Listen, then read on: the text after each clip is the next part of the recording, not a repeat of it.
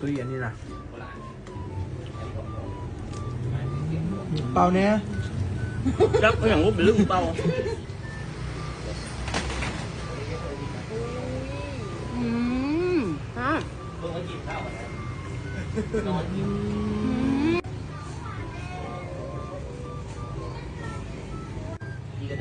อีกอันนึงเอา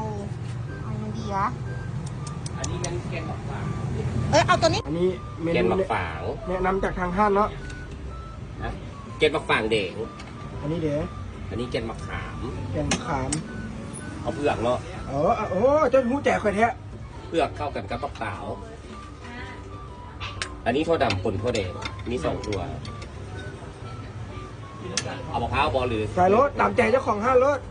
ใส่มารถ เอาเป็นส้มหวานนะไอซีมอันนี้ หูแจกขนาด อ่า เจ้าของห้านจัดให้แบบครบเครื่อง เลยไม่รู้แอปปินครับอันนี้แต่ว่าอยู่ในอันนั้นเขาไปบนไฟล์แชร์ล่าสุดไฟล์ก็กดพออัปเดตไปล่าสุด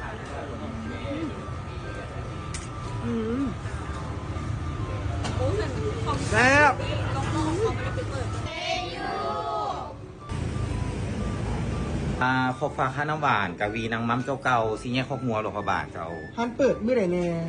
เปิดทุกมื้อเจ้าตั้งแต่8 โมงเช้าฮอด12 โมงดึก แต่น้ำหวานบางอย่างมืดก็คือมืดไปเลยเจ้าสิบ่ได้มีตลอดมืดมือ โอเคเข้าใจ ใจละลาย ยังไงลงยัน ขายดีๆเฮงๆปังๆเด้อเดี๋ยวกลับมาใหม่ไป มาฮอดหลวงพระบางแล้วบ่ได้กินน้ำหวานห้านนี้แสดงว่ามาบ่ฮอดเด้อ